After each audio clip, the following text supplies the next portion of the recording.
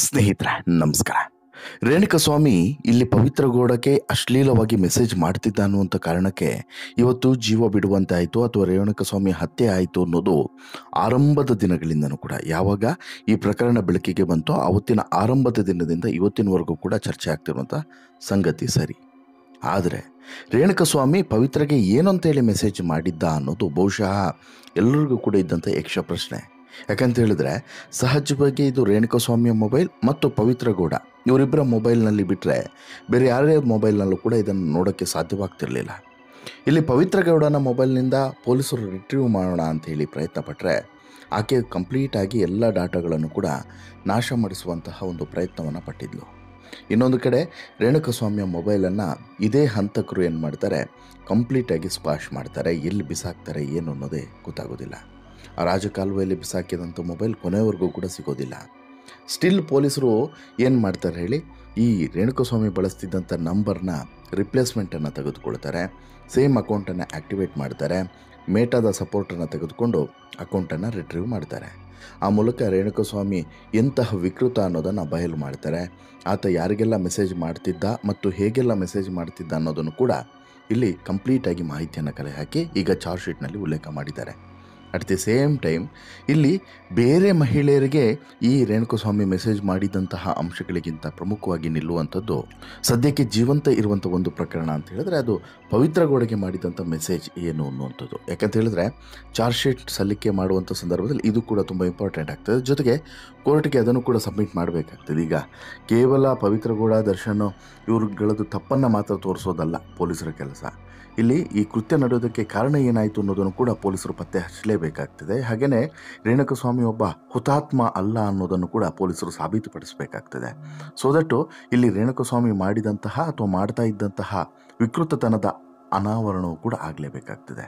So that ಇದನ್ನು ಕೂಡ charge ಶೀಟ್ನಲ್ಲಿ ಪೊಲೀಸರು ಉಲ್ಲೇಖ ಮಾಡಿದ್ದಾರೆ ಅನ್ನೋದು ಗೊತ್ತಾಗ್ತಿದೆ. ಇವರಿಬ್ಬರ ನಡುವೆ ನಡೆದಂಥ ಕಾನ್ವರ್ಸೇಷನ್ ಜೊತೆಗೆ ಮುಖ್ಯವಾಗಿ ಪವಿತ್ರ ಗೌಡ ಹೇಗೆ ರೇಣುಕಸ್ವಾಮಿಯನ್ನು ಬುಟ್ಟಿಗೆ ಬೀಳಿಸ್ಕೊಳ್ತಾಳೆ, ಐ ಮೀನ್ ಪವನನ್ನು ಬಳಸ್ಕೊಂಡು ಪವನ್ ಮೂಲಕ ಮೆಸೇಜನ್ನು ಮಾಡಿಸಿ ಆ ಮೂಲಕ ಬುಟ್ಟಿಗೆ ಬೀಳಿಸ್ಕೊಳ್ಳೋದು, ನಂಬರನ್ನು ಪಡೆಯೋದು, ಜೊತೆಗೆ ಲೊಕೇಶನನ್ನು ಪಡೆಯೋದು, ಇವಿಷ್ಟು ಕೂಡ ಹೇಗೆ ಆಯಿತು ಅನ್ನೋದು ಬಹುಶಃ ತುಂಬ ಇಂಟ್ರೆಸ್ಟಿಂಗ್ ಆಗಿದ್ದಂಥ ವಿಚಾರ ಮತ್ತು ಈ ಪ್ರಕರಣಕ್ಕೆ ಪ್ರಮುಖವಾದಂಥ ಟರ್ನಿಂಗ್ ಪಾಯಿಂಟೇ ಅದು. ಅದನ್ನೇ ಈಗ ಉಲ್ಲೇಖ ಮಾಡಿ ಬಯಲು ಮಾಡಿದ್ದಾರೆ. ಹಾಗಾದರೆ ಏನಾಗಿತ್ತು, ಜೊತೆಗೆ ಇವರಿಬ್ಬರ ನಡುವೆ ನಡೆದಂಥ ಆ ಕಾನ್ವರ್ಸೇಷನ್ ಹೇಗಿತ್ತು, ಇನ್ಸ್ಟಾಗ್ರಾಮಲ್ಲಿ ನಡೆದಂಥ ಕಾನ್ವರ್ಸೇಷನ್ ಅದು ಹೇಗಿತ್ತು ಅನ್ನೋದನ್ನು ನಿಮ್ಮ ಮುಂದೆ ಇಡ್ತಾ ಹೋಗ್ತೀನಿ. ಅದಕ್ಕಿಂತ ಮುಂಚೆ ನೀವಿನ್ನೂ ಕೂಡ ನಮ್ಮ ಚಾನಲನ್ನು ಸಬ್ಸ್ಕ್ರೈಬ್ ಮಾಡಿಲ್ಲ ಅಂದರೆ ದಯವಿಟ್ಟು ಕೂಡಲೇ ಸಬ್ಸ್ಕ್ರೈಬ್ ಮಾಡಿ, ಜೊತೆಗೆ ಕೊನೆಯವರೆಗೆ ಈ ಸ್ಟೋರಿಯನ್ನು ನೋಡಿ ನಿಮ್ಮ ಅಭಿಪ್ರಾಯವನ್ನು ಕಮೆಂಟ್ ಮಾಡಿ ತಿಳಿಸಿ. ನೋಡಿ, ರೇಣುಕಸ್ವಾಮಿಯ ಬದುಕು ಅಂತ್ಯವಾಗೋದಕ್ಕೆ ಪ್ರಮುಖ ಕಾರಣ ಏನು ಹೇಳಿ, ಪವಿತ್ರ ಗೌಡ ಮತ್ತು ಪವಿತ್ರ ಗೌಡಗೆ ಮಾಡಿದಂಥ ಒಂದು ಮೆಸೇಜ್. ಪವಿತ್ರ ಗೌಡ ರಾಕ್ಷಸ ರೂಪವನ್ನು ತಾಳೋದಕ್ಕೆ ಮೂಲ ಕಾರಣ ಅವನು ಕಳಿಸಿದಂತಹ ಮೆಸೇಜ್ಗಳು. ಅವುಗಳು ಒಂದಲ್ಲ ಎರಡಲ್ಲ, ಬರೋಬ್ಬರಿ 4 ತಿಂಗಳುಗಳ ಕಾಲ ಸಂದೇಶಗಳನ್ನು ಕಂಡು ರೋಸಿ ಹೋಗಿದ್ಲು ಈ ಪವಿತ್ರ ಗೌಡ. ಪವಿತ್ರ ಗೌಡ ಮಾಡ್ತಿದ್ದಂಥ ಪ್ರತಿಯೊಂದು ರೀಲ್ಸ್ಗೂ, ಹಾಕ್ತಿದ್ದಂಥ ಪ್ರತಿಯೊಂದು ಫೋಟೋಗೂ ಕೂಡ ಈತ ಕಮೆಂಟನ್ನು ಮಾಡ್ತಿದ್ದ ಮತ್ತು ಸ್ಟೋರೀಸ್ ಏನೇ ಹಾಕಿದ್ರೂ ಕೂಡ ಅದಕ್ಕೆ ರಿಪ್ಲೈಯನ್ನು ಮಾಡ್ತಿದ್ದ. ಈ ಕಮೆಂಟ್ಸ್ ಆದರೆ ಪಬ್ಲಿಕ್ ಎಲ್ಲ ಕಡೆನೂ ಕೂಡ ಕಾಣಿಸುತ್ತೆ, ಬಟ್ ಈ ಸ್ಟೋರಿಗಳಿಗೆ ರಿಪ್ಲೈ ಮಾಡಿದ್ರೆ ಯಾರು ಸ್ಟೋರಿ ಹಾಕಿರ್ತಾರೋ ಅವ್ರಿಗೆ ಬಿಟ್ಟರೆ ಬೇರೆ ಯಾರಿಗೂ ಕೂಡ ಕಾಣಿಸೋದಿಲ್ಲ. ಸೊ ದಟ್ಟು ಈ ರೀತಿ ರಿಪ್ಲೈ ಮಾಡುವಂಥದ್ದು ಏನಾಗುತ್ತೆ, ಇನ್ಬಾಕ್ಸ್ನಲ್ಲಿ ಬಂದು ಕೂರುತ್ತೆ, ಮೆಸೇಜಸ್ ಇನ್ಬಾಕ್ಸ್ನಲ್ಲಿ ಬಂದು ಕೂರುತ್ತೆ ಅಲ್ವಾ. ಅಲ್ಲಿ ಏನಾಗುತ್ತೆ, ಸ್ಟೋರೀಸ್ ಹೋದರೂ ಕೂಡ ಸ್ಟೋರೀಸು 24 hours ಆದ ತಕ್ಷಣ ಹೋಗುತ್ತಲ್ವಾ, ಅದು ಹೋದರೂ ಕೂಡ ಅವ್ನು ಮಾಡಿದಂಥ ಮೆಸೇಜು ಅಥವಾ ಆ ವ್ಯಕ್ತಿ ರಿಪ್ಲೈ ಏನು ಮಾಡಿರ್ತಾರೆ ಅದು ಉಳಿದಿರುತ್ತೆ. ಅದು ಇವಾಗ ಪೊಲೀಸರಿಗೆ ಪ್ರಮುಖವಾಗಿ ಸಾಕ್ಷ್ಯ ರೂಪದಲ್ಲಿ ಇಲ್ಲಿ ಸಿಕ್ಕಿದೆ. ತನಿಖೆ ಸಂದರ್ಭದಲ್ಲಿ ಇದು ಕೂಡ ರಿವೀಲ್ ಆಗಿದೆ. ಈ ರೀತಿ ಬರೋಬ್ಬರಿ 4 ತಿಂಗಳಿನಿಂದ ಈ ಕೀಚಕ ರೇಣುಕಸ್ವಾಮಿ ನಿರಂತರವಾಗಿ ಟಾರ್ಚರನ್ನು ಕೊಡ್ತಾ ಇದ್ದ. ಒಂದೆರಡು ಅಲ್ಲ, ಪ್ರತಿಯೊಂದು ಫೋಟೋಸ್ಗಳಿಗೂ, ಪ್ರತಿಯೊಂದು ಸ್ಟೋರೀಸ್ಗಳಿಗೂ, ಪ್ರತಿಯೊಂದು ರೀಲ್ಸ್ಗಳಿಗೂ ಕೂಡ ಕೆಟ್ಟದಾಗಿ ಈತ ರಿಪ್ಲೈ ಮಾಡ್ತಿದ್ದ, ಕಮೆಂಟ್ ಮಾಡ್ತಿದ್ದ. 2 ಕೈಗಳಿಂದ ಆದಂಥ ಚಪ್ಪಾಳೆಯೇ ಇದು ಅನ್ನೋದಕ್ಕೆ ಈ ಚಾರ್ಜ್ ಶೀಟ್ ಸ್ಪಷ್ಟವಾಗಿ ಇಲ್ಲಿ ಸಾಕ್ಷಿಯಾಗಿ ನಿಲ್ತದೆ. ಅಂದರೆ ಯಾರೂ ಕೂಡ ಇಲ್ಲಿ ಸಮರ್ಥನೆಗೆ ನಿಲ್ಲಬಲ್ಲಂಥ ಪ್ರಮಾದ ಎಸಗಿಲ್ಲ. 2 ಬದಿಯಲ್ಲೂ ಕೂಡ ನಡೆದಿದ್ದು ಪರಮ ಪಾಪದ ಕೃತ್ಯವೇ ಅನ್ನೋದು ಇಲ್ಲಿ ರೇಣುಕಸ್ವಾಮಿಯ ಅಶ್ಲೀಲ ಸಂದೇಶಗಳ ಒಂದು ಮೆಸೇಜ್ಗಳನ್ನು ಓದ್ತಾ ಹೋದಾಗ ಅಥವಾ ಆ ಎಲ್ಲ ಒಂದು ಕಾನ್ವರ್ಸೇಷನನ್ನು ಗಮನಿಸಿದಾಗ ಗೊತ್ತಾಗ್ತದೆ. ಯಾಕಂತ ಹೇಳಿದ್ರೆ ಇಲ್ಲಿ ಪವಿತ್ರ ಗೌಡ, ದರ್ಶನ್ ಟೀಮ್ದು ಎಷ್ಟು ದೊಡ್ಡ ಅಪರಾಧವೋ ಈ ರೇಣುಕಸ್ವಾಮಿ ಮಾಡಿದ್ದು ಕೂಡ ಅಂತಹದ್ದೇ ಅಪರಾಧದ ಕೆಲಸ ಅನ್ನೋದರಲ್ಲಿ ಎರಡನೇ ಮಾತೇ ಇಲ್ಲ. ರೇಣುಕಸ್ವಾಮಿಯ ಹತ್ಯೆಯ ಅಧ್ಯಾಯ ಶುರುವಾಗೋದೇ ಪವಿತ್ರ ಗೌಡ ರೀಲ್ಸ್ ಮೂಲಕ. ಇನ್ಸ್ಟಾಗ್ರಾಮ್ ಮೂಲಕ ಪವಿತ್ರ ಗೌಡಗೆ ಪದೇ ಪದೇ ಪದೇ ಪದೇ ಈ ರೇಣುಕಸ್ವಾಮಿ ಅನ್ನುವಂಥ ಕಿರಾತಕ ಕೀಚಕ ಕೆಟ್ಟದಾಗಿ ಮೆಸೇಜನ್ನು ಮಾಡ್ತಿದ್ದ, ಅಸಭ್ಯವಾಗಿ ಮೆಸೇಜನ್ನು ಮಾಡ್ತಿದ್ದ. ನಮ್ಮಣ್ಣ ದರ್ಶನ್ ಕುಟುಂಬಕ್ಕೆ ಕೊಳ್ಳಿ ಹಚ್ಚಿದೆ ನೀನು ಅಂತೇಳಿ ಟೀಕಿಸ್ತಾ ಇದ್ದ. ಅತ್ಯಂತ ಕೆಟ್ಟದಾದಂಥ ಫೋಟೋವನ್ನು ಕಳಿಸಿದ್ದ, ಅಸಹ್ಯವಾಗಿ ಮೆಸೇಜನ್ನು ಮಾಡ್ತಿದ್ದ. ಇದಕ್ಕೆಲ್ಲ ಕಾರಣ ದರ್ಶನ್ ರೇಣುಕಸ್ವಾಮಿಯನ್ನು ಚಿತ್ರದುರ್ಗದಿಂದ ಕರೆಸಿ ಪಟ್ಟಣಗೆರೆ ಶೆಡ್ನಲ್ಲಿ ಆಟ ಮುಗಿಸುವಂತೆ ಮಾಡಿಬಿಟ್ಟಿದ್ದ. ಈ ಪ್ರಕರಣದ ಆನ್ಲೈನ್ ಸ್ಟೋರಿ ಏನು ಅನ್ನೋದು ಬಹುಶಃ ನಿಮಗೆ ಎಲ್ಲರಿಗೂ ಕೂಡ ಗೊತ್ತಿದೆ. ಆದರೆ ಇನ್ಸೈಡ್ ಅದೇ ಈಗ ಇರುವಂಥದ್ದು ಇಂಟ್ರೆಸ್ಟಿಂಗ್. ಅಸಲಿಗೆ ಇನ್ಸ್ಟಾಗ್ರಾಮ್ನಲ್ಲಿ ಇದೇ ರೇಣುಕಸ್ವಾಮಿ ಎಂತೆಂಥ ಮೆಸೇಜನ್ನು ಕಳಿಸಿದ್ದ ಗೊತ್ತಾ? ಇನ್ಸ್ಟಾಗ್ರಾಮ್ ಚಾಟ್ ಬಾಕ್ಸ್ ಓಪನ್ ಮಾಡಿದರೆ ರೇಣುಕಸ್ವಾಮಿ ಎಂಥವನು ಅನ್ನುವಂಥ ಚಿತ್ರಣ ಕಣ್ಮುಂದೆ ಬಂದು ನಿಲ್ಲುತ್ತೆ. ಈಗ ಅದಕ್ಕೆ ಒಂದು ಎಕ್ಸಾಂಪಲ್ ಏನು ಅಂತ ಹೇಳಿದ್ರೆ, ರೇಣುಕಸ್ವಾಮಿ ಮಾಡಿದಂಥ ಮೆಸೇಜನ್ನು ಚಿಕ್ಕದಾಗಿ ನಿಮ್ಮ ಮುಂದೆ ಹೇಳ್ತೀನಿ. ಹಾಯ್ ಕಣೆ, ನಿನ್ನ ನಂಬರ್ ಸೆಂಡ್ ಮಾಡು ಪ್ಲೀಸ್ ಕಣೆ. ಗುಡ್ ನೈಟ್, ಸ್ವೀಟ್ ಡ್ರೀಮ್ಸ್ ಕಣೆ. What you expect me? ನೋಡ್ತೀಯಾ ಹೇಳು, ಕಳಿಸ್ಲಾ ಫೋಟೋ, ಇದೆಯಾ ಅಂತೇಳಿ ಹೇಳು ಪ್ಲೀಸ್ ಕಣೆ. ಹೀಗೆ ರೇಣುಕಸ್ವಾಮಿ ಕುಲ್ಲವಾಗಿ ಹೋಗಿ ಬಾರೆ ಕಣೆ ಅನ್ನೋ ರೀತಿಯಲ್ಲಿ ಯಾರೋ ನಮ್ಮ ಗರ್ಲ್ಫ್ರೆಂಡಿಗೋ ಅಥವಾ ನಮ್ಮ ಹೆಂಡತಿಗೋ ಅಥವಾ ನಮಗಿಂತ ತೀರಾ ಆತ್ಮೀಯರಾಗಿರುವಂಥ ಕ್ಲೋಸ್ ಫ್ರೆಂಡ್ಸಿಗೋ ಆ ರೀತಿ ಇರೋರಿಗೆ ಹೇಗೆ ನಾವು ಮೆಸೇಜ್ ಮಾಡ್ತೀವಿ ನೋಡಿ, ಅದು ಕೂಡ ನಾವು ಯೋಚನೆ ಮಾಡಿ ಮೆಸೇಜ್ ಮಾಡ್ತೀವಿ. ಈ ರೀತಿ ಮೆಸೇಜ್ ಮಾಡೋದಿಲ್ಲ ಯಾರೂ ಕೂಡ. ಒಬ್ಬ ಸಮಾಜದ ಸತ್ಪ್ರಜೆ ಯಾವತ್ತೂ ಕೂಡ ಈ ರೀತಿ ಮೆಸೇಜ್ ಮಾಡೋದಿಲ್ಲ. ಆದರೆ ಈ ಮೂರು ಬಿಟ್ಟಂಥ ರೇಣುಕಸ್ವಾಮಿ ಕುಲ್ಲವಾಗಿ ಈ ರೀತಿ ಏಕವಚನದಲ್ಲಿ ಮತ್ತು ಅತ್ಯಂತ ಕ್ಲೋಸ್ ಇರೋರ ರೀತಿ ಚಾಟನ್ನು ಆರಂಭಿಸಿದ್ದ. ಪದೇ ಪದೇ ಪದೇ ಪವಿತ್ರ ಗೌಡಿಗೆ ತನ್ನಿಂದ ಏನು ಬಯಸ್ತೀಯಾ ಅಂತೇಳಿ ಕೇಳ್ತಾ ಇದ್ದ. ಅಲ್ಲಿ ನೋಡ್ತೀಯಾ ಹೇಳು ಅಂತೇಳಿ ಹೇಳಿದ್ರೆ ಏನು ಕರ್ಮ ನೋಡೋದು ಸ್ವಾಮಿ. ಇಂಥವ್ರಿಗೆ ಏನು ಮಾಡಬೇಕು ನೀವೇ ಹೇಳಿ. ಇಂಥವ್ರು ಸಮಾಜದಲ್ಲಿ ಇರಲೇಬಾರ್ದು. ನಾಯಿ ಕೊಡೆಗಳು ಇಂಥವುಗಳನ್ನು ಸರಿಯಾಗಿ ಹೊಸಕ್ಕೂ ಹಾಕಬೇಕು. ಬಟ್ ಕಾನೂನಿನ ದೃಷ್ಟಿಯಲ್ಲಿ ಕಾನೂನು ಅದನ್ನು ಮಾಡಬೇಕು. ನೀವು ಕಾನೂನನ್ನು ಕೈಗೆ ತೆಗೆದುಕೊಳ್ಳಲೇಬಾರ್ದು. ಕಾನೂನಿನ ಪ್ರಕಾರ ಏನು ಮಾಡಬೇಕು ಆ ರೀತಿ ಮಾಡಿ ಇಂಥವ್ರಿಗೆ ಬುದ್ಧಿಯನ್ನು ಕಲಿಸಲೇಬೇಕು. ಇನ್ನು ತನ್ನ ಸ್ಟಾಮಿನ ಇಂಥದ್ದು ಅನ್ನುವಂಥ ಮೆಸೇಜನ್ನು ಕೂಡ ಕೊಡ್ತಿದ್ದ. ಇಷ್ಟು ಮೆಸೇಜ್ ನೋಡಿದರೆ ಸಾಕು ರೇಣುಕಸ್ವಾಮಿ ರೀಲ್ಸ್ ನೋಡಿದ ಉನ್ಮಾದದಲ್ಲಿ ಪವಿತ್ರ ಗೌಡಳನ್ನು ಗರ್ಲ್ಫ್ರೆಂಡ್ ಅಂದ್ಕೊಂಡಿದ್ದ ಅನಿಸುತ್ತೆ. ಇದು ಜಸ್ಟ್ ಸ್ಯಾಂಪಲ್. ಇದಕ್ಕಿಂತಲೂ ಕೂಡ ಕೆಳಮಟ್ಟದ ಮೆಸೇಜ್ಗಳನ್ನು ರೇಣುಕಸ್ವಾಮಿ ಪವಿತ್ರ ಗೌಡಕ್ಕೆ ಕಳಿಸಿದ್ದಾನೆ ಅನ್ನೋದಕ್ಕೆ ಸಾಕಷ್ಟು ಸಾಕ್ಷಿಗಳು ಸಿಕ್ಕಿದ್ದಾವೆ. ಇನ್ನು ಮತ್ತೊಂದು ರೀಲ್ಸ್ ಅಥವಾ ಫೋಟೋ ಹಾಕಿದ್ದಕ್ಕೆ ವಾವ್ ಸೂಪರ್ ಬ್ಯೂಟಿ ಅಂತಲೂ ಕೂಡ ರಿಪ್ಲೈ ಹಾಕಿದ್ದ. ಜೊತೆಗೆ ಸಖತ್ತಾಗಿದೆಯಾ ಕಣೆ ಅಂತಲೂ ಕೂಡ ರಿಪ್ಲೈಯನ್ನು ಮಾಡಿದ್ದಾನೆ.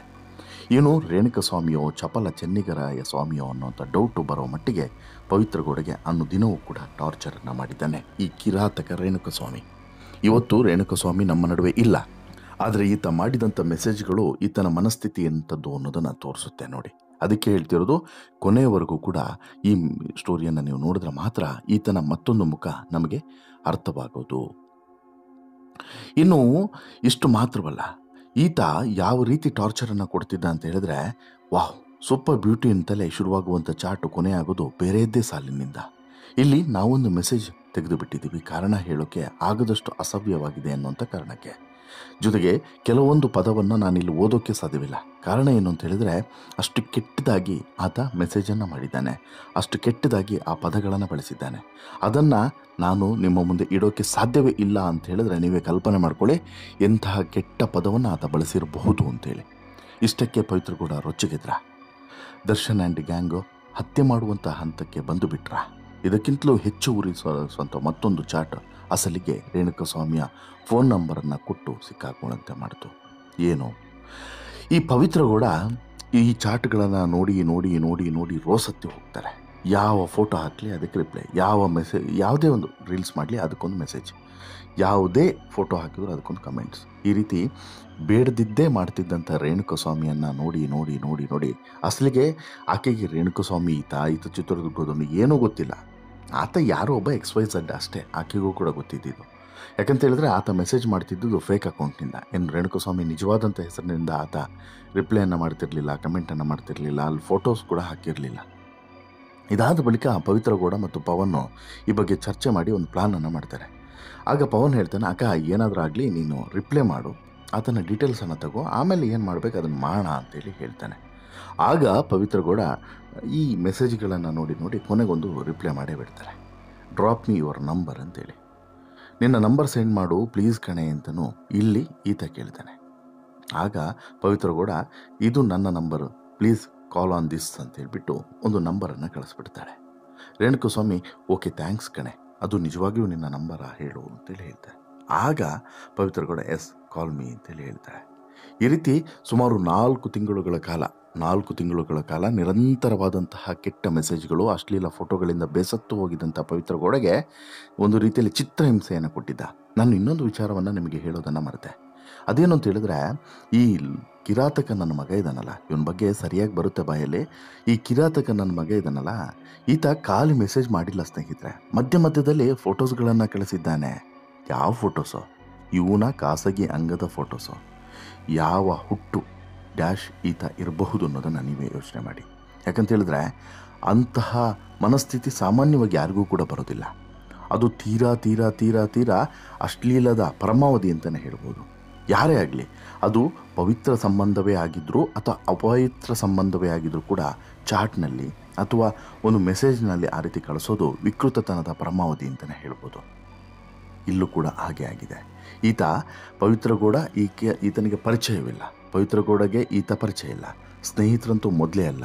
ಹೀಗಿರುವಾಗ ಇನ್ನು ಪ್ರೇಮಿಗಳು ಅಥವಾ ಗಂಡ ಹೆಂಡತಿಗಳ ರೀತಿ ಈತ ಮಾತನಾಡೋದು ಮಾತ್ರವಲ್ಲ, ಏಕವಚನದಲ್ಲಿ ಸಂಬೋಧಿಸೋದು ಮಾತ್ರವಲ್ಲ, ಕೆಟ್ಟದಾಗಿ ಮೆಸೇಜ್ ಮಾಡಿರೋದು ಮಾತ್ರವಲ್ಲ, ತನ್ನ ಖಾಸಗಿ ಅಂಗದ ಫೋಟೋಸನ್ನು ಕೂಡ ಈತ ಕಳಿಸಿದ್ದ.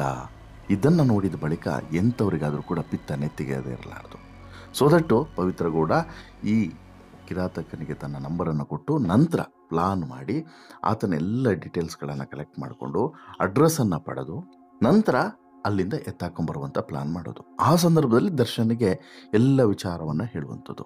ಆ ನಂತರ ಪವಿತ್ರ ಅಕ್ಷರಶಃ ಭದ್ರಕಾಳಿ ಆಗಿದ್ಲು. ಯಾವಾಗ ಈ ರೇಣುಕಸ್ವಾಮಿಯನ್ನು ಆ ಪಟ್ಟಣಗಿರಿ ಶೆಡ್ನಲ್ಲಿ ನೋಡಿದ್ಲೋ ಅವತ್ತು ಈಕೆಯ ಮತ್ತೊಂದು ಮುಖದ ಅನಾವರಣ ಆಗಿತ್ತು. ಅಕ್ಷರಶಃ ಮಾರಿ ರೂಪದಲ್ಲಿ ಪವಿತ್ರ ಗೌಡ ಈ ರೇಣುಕಸ್ವಾಮಿಗೆ ಹಲ್ಲೆಯನ್ನು ಮಾಡಿದ್ಲು. ಅದರಲ್ಲೂ ಕೂಡ ತನ್ನ ಚಪ್ಪಲಿಯನ್ನು ತೆಗೆದು ಹಲ್ಲೆಯನ್ನು ಮಾಡಿದ್ಲು. ಅಲ್ಲದೆ ಬಾಯಿಗೆ ಬಂದಂತೆ ಬೈದಿದ್ಲು. ಅದೇ ಸಂದರ್ಭದಲ್ಲಿ ರೇಣುಕಸ್ವಾಮಿಗೆ ಎದೆಗೆ ಒದ್ದಿದ್ದು ಇದೇ ದರ್ಶನ್. ಖಾಲಿ ಒದ್ದಿರೋದು ಮಾತ್ರವಲ್ಲ, ದರ್ಶನ್ ಒಂದೊಂದು ಪದಗಳು ಕೂಡ ಈಗ ರೇಣುಕಸ್ವಾಮಿಯ ಸುತ್ತಮುತ್ತ ಇದ್ದವರಿಗೆ ಅಥವಾ ರೇಣುಕಸ್ವಾಮಿಯ ಸಂಬಂಧಿಕರಿಗೆ ಕಿವಿಯಲ್ಲಿ ಒಂದು ರೀತಿಯಲ್ಲಿ ರಿಂಗಣಿಸ್ತಿದೆ. ಅಷ್ಟು ಕ್ರೂರ ಮತ್ತು ವ್ಯಾಘ್ರನಂತೆ ದರ್ಶನ್ ಅವತ್ತು ವರ್ತನೆಯನ್ನು ಮಾಡಿದ್ದ. ದರ್ಶನ್ ಮಾತ್ರವಲ್ಲ, ದರ್ಶನ್ ಜೊತೆಗಿದ್ದಂಥ ಅಷ್ಟೂ ಜನರು ಕೂಡ ಅದೇ ರೀತಿ ವರ್ತನೆಯನ್ನು ಮಾಡಿದರು. ಇನ್ನು ಈಕೆಯು ಕೂಡ ಚಪ್ಪಲಿಂದ ಹೊಡಿತಾನೆ, ಖಾಸಗಿ ಅಂಗಾಂಗದ ಫೋಟೋ ಕಳಿಸ್ತೀಯಾ, ನಿನ್ನ ಕತೆ ಮುಗಿಸ್ತೀನಿ ನೋಡ್ತೀರು ಅಂಥೇಳಿ ಪವಿತ್ರ ಗೌಡ ಕಿರ್ಚಾಡಿದ್ದು ಅಷ್ಟೇ ಅಲ್ಲದೆ ಬಾಯಿಂದ ಮತ್ತೊಂದು ಮಾತು ಕೂಡ ಬಂದಿತ್ತು. ಅದನ್ನು ಕೇಳಿ ಪಕ್ಕದಲ್ಲೇ ನಿಂತಿದ್ದಂಥ ಅಕ್ಷರಶಃ ದರ್ಶನ್ ಸೈತಾನನ ರೂಪವನ್ನು ತಾಳಿದ್ದ. ನನ್ನ ರೇಟ್ ಕೇಳ್ತೀಯೇನೋ ಅನ್ನುವಂಥ ಮಾತನ್ನು ಇದೇ ಪವಿತ್ರ ಗೌಡ ಈತನಿಗೆ ರೇಣುಕಸ್ವಾಮಿಗೆ ಹೇಳ್ತಾಳೆ. ಇದೇ ಮಾತು ಪವಿತ್ರಳ ಬಾಯಿಂದ ಬಂದಿತ್ತು. ಅಶ್ಲೀಲ ಮೆಸೇಜ್ ಮಾಡ್ತಿದ್ದಂಥ ರೇಣುಕಸ್ವಾಮಿ ನಿನ್ನ ರೇಟ್ ಎಷ್ಟು ಅಂತೇಳಿ ಕೇಳಿದ್ದಂತೆ. ದರ್ಶನ್ಗಿಂತ ನಾನು ಸ್ಟ್ರಾಂಗ್ ಅಂತಲೂ ಕೂಡ ಹೇಳಿ ಮಜಾ ತಗೊಂಡಿದ್ದಂತೆ. 3 ತಿಂಗಳು ಸ್ವಾಮಿಯ ಮೆಸೇಜ್ಗಳಿಂದ ಅನುಭವಿಸಿದಂಥ ಮಾನಸಿಕ ಕಿರುಕುಳದ ಒಂದು ಕ್ಷಣ ರಪ್ ಅಂತೇಳಿ ಕಣ್ಮುಂದೆ ಹಾದು ಹೋಯ್ತಂತೆ. ಆತ ಮಾಡಿದಂಥ ಮೆಸೇಜ್ಗಳನ್ನೆಲ್ಲ ಒಂದೇ ಸಮನೆ ಹೇಳ್ತಾ ಕೋಪ ರೋಷದಿಂದ ಕುದೀತಿದ್ದಂತಹ ಈ ಪವಿತ್ರ ಬಾಯಿಂದ ಬಂದಂತಹ ರೇಟಿನ ಮ್ಯಾಟ್ರು ಯಾವಾಗ ಬಂತೋ ಆಗ ನುಗ್ಗಿ ಬಂದಿದೆ ಕಿರಾತಕ ದರ್ಶನನ ಮತ್ತೊಂದು ರೂಪ ಆಗ ಅನಾವರಣ ಆಯಿತು. ಆಗ ದರ್ಶನ್ ನಿಜವಾಗ್ಲೂ ಕೂಡ ರಾಕ್ಷಸನಾಗಿದ್ದ. ಯಾಕಂತ ಹೇಳಿದ್ರೆ ಈ ಎಲ್ಲ ಮಾತುಗಳನ್ನು ಕೇಳಿದ ಬಳಿಕ ದರ್ಶನ್ಗೆ ಸಾಕಷ್ಟು ವಿಚಾರ ಗೊತ್ತೇ ಇರಲಿಲ್ಲ ಅಂತೆ. ಆಗ ಗೊತ್ತಾಗಿದ್ದು ದರ್ಶನ್ಗೆ ಈತ ಮೆಸೇಜ್ನಲ್ಲಿ ಏನೆಲ್ಲ ಹೇಳ್ತಿದ್ದ ಎಲ್ಲದೂ ಕೂಡ ಆಗ ಗೊತ್ತಾಗಿದ್ದು. ಆಗ ದರ್ಶನ್ ತನ್ನ ಇನ್ನೊಂದು ಮುಖವನ್ನು ರೇಣುಕಸ್ವಾಮಿ ಎದುರುಗಡೆ ಪ್ರದರ್ಶನ ಮಾಡಿದ್ದ. ಅಲ್ಲಿಗೆ ರೇಣುಕಸ್ವಾಮಿಯ ಕತೆ ಮುಗೀತು ಅನ್ನೋದು ಬಹುತೇಕ ಕನ್ಫರ್ಮ್ ಆಗಿತ್ತು. ಯಾಕಂತ ಹೇಳಿದ್ರೆ ಅಷ್ಟು ಕೆಟ್ಟ ಮೆಸೇಜ್ಗಳನ್ನು ಈತ ಮಾಡ್ತಾ ಇದ್ದ. ಪವಿತ್ರ ಗೌಡ 4 ಮಾತು ಬೈದು 4 ಏಟು ಹೊಡೆದು ಕೋಪ ತಣಿಸ್ಕೊಂಡು ಸುಮ್ಮನೆ ಆಗಿದ್ದಿದ್ರೆ ಈ ಡಿ ಗ್ಯಾಂಗ್ ಪಾಪಿಗಳು ಕೂಡ ಮೆತ್ತಗಾಗಿ ಸ್ವಾಮಿಯನ್ನು ಬಿಡ್ತಿದ್ರೇನು.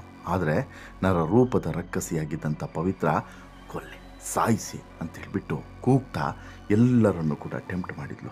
ಎಲ್ಲರ ತಲೆಯಲ್ಲೂ ಕೂಡ ಹತ್ಯೆಯ ವಿಷಬೀಜವನ್ನು ಬಿತ್ತಿಬಿಟ್ಟಿದ್ಲು. ದರ್ಶನ್ ಕೂಡ ಪವಿತ್ರಳ ಚಪ್ಪಲಿಯನ್ನು ತೆಗೆದುಕೊಂಡು ರೇಣುಕಸ್ವಾಮಿಗೆ ಥಳಿಸಿದ್ದ. ಆ ಸಣಕುಳು ದೇಹವನ್ನು ಮೇಲಕ್ಕೆತ್ತಿ ಲಾರಿಗೆ ಬಟ್ಟೆ ಒಗೆದು ಬಿಸಾಕಿದ್ರು. ತಲೆ ಕೂದಲು ಹಿಡಿದು ಲಾರಿಗೆ ಗುತ್ತಿದ್ರು. ಎಲ್ಲವನ್ನು ಕೂಡ ನೋಡ್ತಿದ್ದಂತಹ ಪವಿತ್ರ ಚಿಯರ್ ಲೀಡರ್ ಅಂತೆ ಹುರಿದುಂಬಿಸ್ತಾ ಇದ್ಲು. ಅಂದರೆ ಆಕೆ ಅದಿನ್ನೆಷ್ಟು ಕ್ರೂರ ಮನಸ್ಸಿನವಳು ಅನ್ನೋದನ್ನು ನಾವು ಯೋಚಿಸಲೇಬೇಕು ಈ ಸಂದರ್ಭದಲ್ಲಿ. ಪಾಪಿಗಳ ಕೈಗೆ ಸಿಲುಕಿ ತತ್ತರಿಸಿದಂಥ ಸ್ವಾಮಿಗೆ ತಾನೆಂಥ ತಪ್ಪು ಮಾಡಿದೆ ಅನ್ನೋದು ಆ ಕ್ಷಣದಲ್ಲಿ ಅರಿವಾಗಿದೆ. ಸೊ ದಟ್ಟು ನನ್ನನ್ನು ಬಿಟ್ಟು ಬಿಡಿ, ನಾನು ಮಾಡಿದ್ದು ತಪ್ಪಾಯಿತು, ಕ್ಷಮಿಸಿ ಬಿಡಿ ಅಂತೇಳ್ಬಿಟ್ಟು ಕಾಲು ಹಿಡಿದು ಕೈ ಇತ್ತು ಅಂಗಲಾಚಿ ಬೇಡಿದರೂ ಕೂಡ ಯಾರೂ ಕೂಡ ಬಿಡುವಂಥ ಸ್ಥಿತಿಯಲ್ಲಿರಲಿಲ್ಲ. ಕೊನೆಗೆ ಆತನ ಪ್ರಾಣ ಪಕ್ಷಿಯನ್ನು ತೆಗೆಯುವವರೆಗೂ ಕೂಡ ಹಲ್ಲೆಯನ್ನು ಮಾಡಿದರು. ಇದು ಅಸಲಿಗೆ ಅವತ್ತು ನಡೆದಂಥ ವಿಚಾರ. ಈಗ ಹೇಳಿ, ನಿಮಗೇನನ್ಸುತ್ತೆ? ರೇಣುಕಸ್ವಾಮಿ ಮಾಡಿದ್ದು ಸರಿ ಅಂತೇಳಿ ಅನಿಸುತ್ತಾ? ದರ್ಶನ್ ಆ್ಯಂಡ್ ಇಡೀ ಗ್ಯಾಂಗ್ ಮಾಡಿದ್ದು ಸರಿ ಅಂತೇಳಿ ಅನಿಸುತ್ತಾ? ಪವಿತ್ರಗೌಡ ಮಾಡಿದ್ದು ಸರಿ ಅಂತೇಳಿ ನಿಮ್ಗನ್ಸುತ್ತಾ? ಕಾನೂನಿನ ದೃಷ್ಟಿಕೋನ ಒಂದು ಮತ್ತು ಸಾಮಾಜಿಕ ದೃಷ್ಟಿಕೋನ ಒಂದು, ಎರಡೂ ಆಯಾಮವನ್ನು ಕೂಡ ನಾವಿಲ್ಲಿ ನೋಡಲೇಬೇಕು. ನಿಮ್ಮ ಅಭಿಪ್ರಾಯವನ್ನು ಈಗ ಕಮೆಂಟ್ ಮಾಡಿ ತಿಳಿಸಿ. ಜೊತೆಗೆ ಈ ಸ್ಟೋರಿ ಇಷ್ಟ ಆಯಿತು ಅಂತ ಹೇಳಿದ್ರೆ ಲೈಕ್ ಮಾಡಿ, ಶೇರ್ ಮಾಡಿ, ಚಾನಲ್ಗೆ ಸಬ್ಸ್ಕ್ರೈಬ್ ಆಗೋದನ್ನು ಮರಿಬೇಡಿ. ಧನ್ಯವಾದ.